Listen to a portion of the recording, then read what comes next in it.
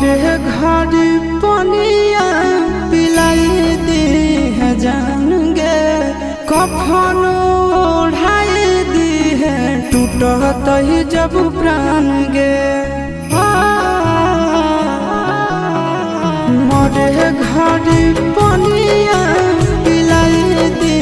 है जान गे कफन ओढ़ाई दी है टूटत ही जब प्राण गे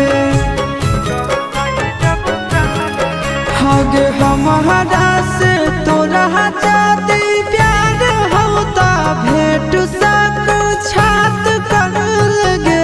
हगे सोनाया गावा हो भरती पाटनवा में आके